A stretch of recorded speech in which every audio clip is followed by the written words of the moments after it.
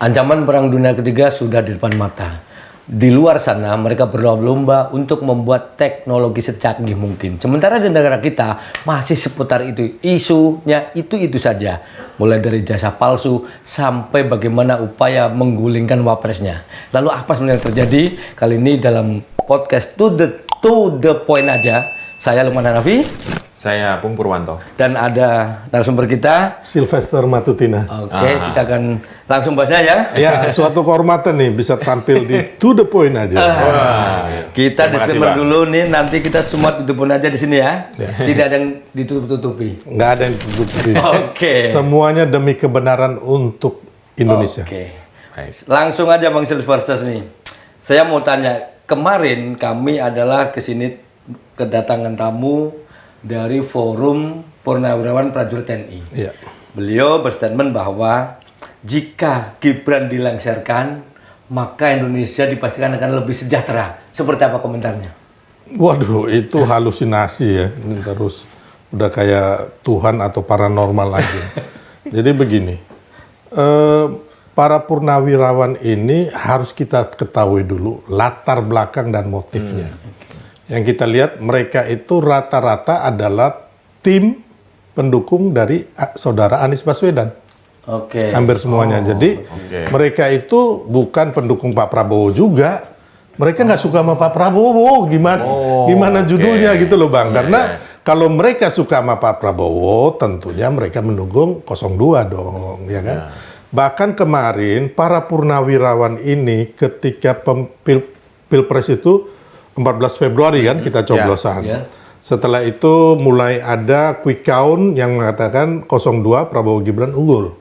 Nah, sebulan kemudian dipimpin oleh saudara Sunarko dan juga saudara Soeharto, mereka itu demo ke KPU tanggal 16 Maret 2024 atau 19 Maret. Ya, antara dua itu. Dan mereka menggeruduk mengatakan bahwa Pilpres itu curang dan pemilu itu harus diulang.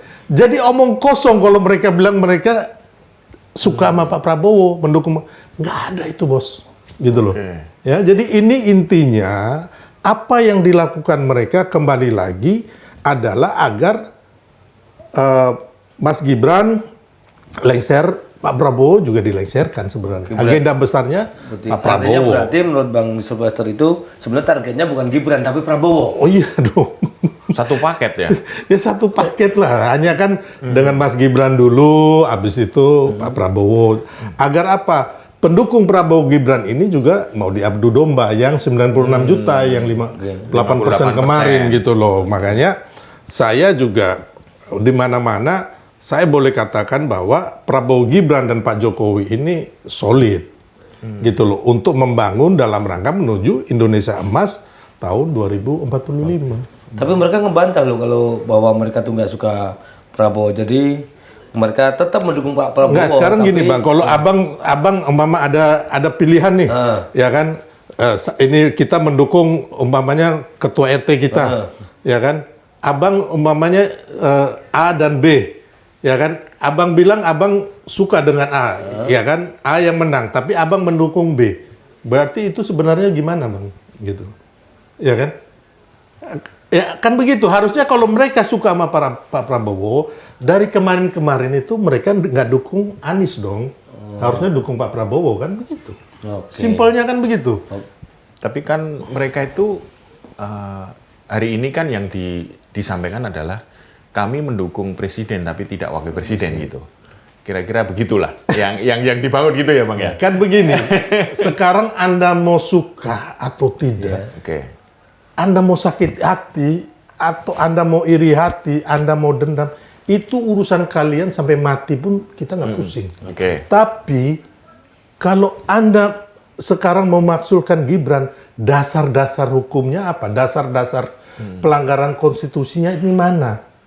Ini bukan, makanya tadi ya kan mereka nggak suka Gibran, makanya Pak Surya Paloh bilang apa, bahwa Mas Gibran ini tidak melakukan pelanggaran konstitusi. Jangan sampai pemaksulan ini berdasarkan ketidaksukaan. kebencian. Itu Bang Surya Paloh yang bicara. Tapi mereka kemarin menyampaikan punya bukti-bukti loh, meskipun diduga-diduga. Satu, korupsi. Kedua, melakukan perbuatan tercela. Ketiga, etika melanggar dari MK. Saya ini sama sekali sama mereka ini 0% saya percaya. Abang tahu telur unta bulat? Nah itu. Mau ijazah palsu atau pemaksulan, karena apa? Karena kita warga negara Indonesia, kita hidup berdasarkan konstitusi, berdasarkan hukum yang berlaku, bukan katanya. Ya. Aku cerita lagi, Bang, ya kan? Mereka ini kan udah bolak-balik, ya kan? Banyaklah fitnah ke Pak Jokowi, ya kan? Kembali lagi, contohnya waktu kemarin, kalau nggak salah si Abraham Samad lah, Refli Harun lah, Said Didu lah ke KPK. Bersama ada beberapa teman-teman pengacara yang saya kenal juga. Terus mereka melaporkan korupsinya Pak Jokowi. Terus saya tanya, terus kalian ke sana bawa bukti apa ya? Ya walaupun bukti-bukti itu bisa dicari oleh penyidik ya, atau penyelidik. Tapi kan paling tidak, lu mau menuduh orang, ya kan? Lu harus punya bukti gitu loh. Sampai sana mereka bilang, oh enggak, kami hanya pergi daftar, catat pendaftaran. Setelah itu ada teman-teman media di depan, ya kan, doorstop. Mereka ngomong, habis itu mereka pulang ngopi-ngopi. Jadi belum ada bukti sampai hari ini, ya kan, Pak Jokowi itu atau Mas Gibran atau Pak Prabowo itu melanggar konstitusi, terus melakukan abuse of power. Nggak ada, it's clear gitu loh, ya kan? Ya, umpamanya saya menuduh abang, abang ini uang palsu nih. Abang sendiri, saya sendiri nggak megang uang palsu ini, Bang, ya kan? Saya nggak menemukan, hanya ngomong aja begini kan. Nah, itu pun sebenarnya yang kena itu nanti saya, Bang, kena pidananya, bukan abang. Itu artinya berarti abang, maksudnya kalau kita persingkat bahwa abang itu menganggap mereka itu hanya sekedar pansos, nyari panggung, atau sebenarnya ada bohirnya di belakangnya, Bang? Itu pasti ada bohirnya. Oh, ada bohirnya ya? Ada dong. Siapa, Bang? Tanda-tandanya? Jadi gini, saya nggak bisa sebut nama. Inisial.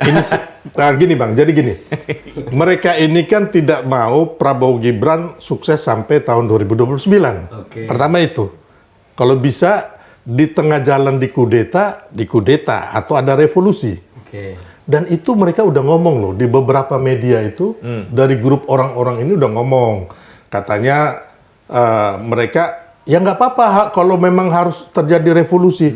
Terus saya bilang, makanya ke beberapa jenderal itu kan ada, saya di TV, saya bilang, Bapak mau ketika terjadi revolusi, ada pertumpahan darah, anak cucu, ibu-ibu, anak-anak kita jadi korban, Bapak mau, ya kan? Nah, dia nggak bisa diam. Terus ada yang lain ngomong, oh nggak apa-apa, ada korban. Saya bilang, kamu gila lah. Saya anak merah putih, ya. Saya pemilik saya NKRI bersama semua yang agamanya berbeda, sukunya berbeda. Ya kan, kita nggak mau diadu domba, atau diintimidasi, atau dibohongi sama orang-orang kita. Sehingga jangan sampai ada korban satupun anak merah putih, gara-gara kudeta atau revolusi ini jadi korban. Saya akan kejar kalian, saya bilang. Ya kan? Jadi intinya, Bang, ini adalah, bohir-bohir ini adalah orang yang pertama kemarin kalah pilpres. Yang kedua, di belakangnya yang orang yang nanti pingin agarnya calonnya bisa anaknya juga, ya kan? Atau mereka sendiri yang ingin bermain di 2029. Ada kata-kata kemungkinan anaknya, jangan-jangan salah satu juga di dalam pemerintahan barangkali, musuh dalam selimut. Ada juga musuh dalam selimut. Ya kan, pokoknya yang sekarang lagi tebar pesona untuk mau bermain di 2029. Intinya itu kok. Gampang. Nggak susah-susah. Gitu loh. Ya. Coba kita lihat ini. VT kedua kalau nggak salah. Coba kita lihat biar Abang lihat nanti seperti apa responnya. Gibran dimajukan, Indonesia akan lebih baik. Pasti akan lebih baik. Satu keluarga itu harus kita penjara itu. Benar itu, kesalahannya udah parah. Benar kok. Baik. Takut ya? Pokoknya. Enggak, Pak.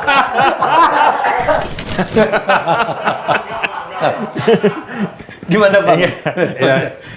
ini manusia-manusia pecundang ya. Jadi aku bilang barisan sakit hati, Bang. Makanya kemarin kala Pilpres sakit hati, nggak bisa move on. Terus yang kemarin dapat jabatan, terus dicopot, ya kan? Atau yang meminta jabatan.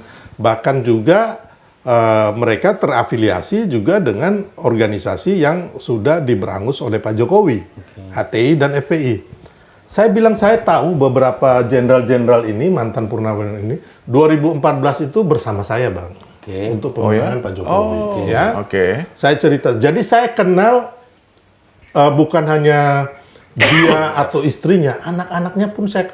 Jadi kalau umpama orang ini ngomong ini sakit jiwa juga gitu loh, ya kan? Belum tentu anak cucumu juga benar.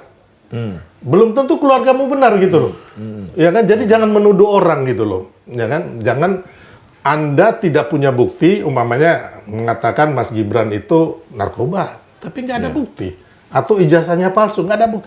Kayak Pak Jokowi sekarang ini, kamu mengatakan orang ijazahnya palsu, harusnya kamu pegang nih ijazah palsunya mana nih, ijazah aslinya mana, tahun berapa dipalsukan, siapa yang memalsukan, bagaimana caranya memalsukan, atau sudah ada putusan pengadilan. Itu. Ini sangat berbahaya ketika saya menuduh abang, maaf ya bang, abang koruptor. Walaupun mungkin benar ya kan, tapi abang tidak divonis pengadilan bang. Saya ini bang akan kena pidana, hukum akan membidana saya atas pencemaran, fitnah. Terus kalau disebarkan di media, kena penyebaran kebohongan, undang-undang ITE dan ITE. Ini sangat berbahaya loh. Kita mengatakan orang ijazah palsu, ini sangat berbahaya. Makanya ini Roy Suryo ya, terus si Rismon Tifa, ini kurcaci konyol yang besok ya kan, saya boleh mengatakan ya kan, kalau mengenai hukum 100% masuk bui. Wah, 100%. 100%. Ya. Kalau secara hukum ya. Oh iya dong. Secara hukum Bang, karena apa? Sudah melakukan fitnah ya kan terhadap orang lain tanpa putusan pengadilan. Makanya kita melihat lagi ada namanya Bambang Tri dan Suginur. Yang Bambang Tri membuat buku Jokowi Undercover, Bang. Di situ dia ambil dari comot dari mana, dia habis mimpi mungkin dia dapat wangsit, tiba-tiba dia tulis Pak Jokowi itu anak Gerwani, ya kan? Terus orang China, anaknya siapa, ya kan? Terus PKI. Bayangkan, Bang, Pak Jokowi dibilang PKI, Pak Jokowi itu lahir 21 Juni tahun 61. Ya. Ya kan? Saya 19 Juni 71, jadi lebih muda. Terus Bang, PKI itu tahun 65 kan? Ya. Ya kan? Ya. Berarti anak 4 tahun kamu tuduh jadi PKI, otakmu di mana? Gitu loh. Nah, ya kan? Terus, nah makanya saya bilang tadi. Tapi yang nuduh bukan PKI kan? Jangan dia yang PKI. Saya nggak berani nuduh dia. Tapi intinya akhirnya Bang, karena dia bikin kebohongan, hoax, ya kan? Ya, akhirnya dia dijatuhkan, kalau nggak salah 6 tahun apa 3 tahun penjara. Ya. Nah, itu Bambang Tri. Ya. Terus yang kedua, Bambang Tri dengan Gus Nur dalam satu podcast kayak kita, Mubahala. ya kan, mengangkat Al-Quran, bersumpah mubahala bahwa ijazah Pak Jokowi palsu, Bang. Akhirnya divonis juga ini berdua. Makanya ini kan manusia-manusia konyol, iya kan? Yang kurang waras, saya nggak mau bilang otaknya somplak ya, nggak, jangan. Kurang waras, yang tahu bahwa ini akan menghancurkan hidup kalian. Ngapain sih ngurusin yang kamu sendiri belum tahu kepastian ini? Nggak ada pegang, Bang, ijazahnya ini, Bang. Tapi kemarin waktu di sini, di kursi ini juga, Mas Roy bahkan waktu itu kalau nggak salah berani taruhan kalau memang itu ada bukti-bukti yang bisa ditunjukkan, itu berani taruhan kepalanya loh untuk digantung di Monas itu. Ya, orang gila ya begitu Bang. Orang nggak waras lah menurut saya ya. Jadi gini, kita nggak bisa bertaruh yang kayak gitu ya kan. Kita hadapin aja prosedur hukum yang berlaku kalau menurut saya. Ya sekarang ini mereka siapkan aja pengacara-pengacara yang jagoan hebat-hebat ya, supaya karena ini tuduhan pelaporan Pak Jokowi, terus ada juga pelaporan dari pengacara yang tergabung dalam Peradi Bersatu, terus dari para relawan, ada di Polres Jakarta Pusat, Polres Jakarta Selatan, terus ada Depok, ada Semarang. Ini kalau nggak dihadapin dengan baik, ya saya bilang tadi 100% masuk Bang, tanpa diintervensi oleh siapapun, ya kan? Karena pasalnya pencemaran. Pencemaran, fitnah gitu loh Bang. Jadi saya bilang tadi, saya menuduh Abang umpamanya ya Abang megang uang palsu, ternyata ini kan nggak ada gitu loh Bang.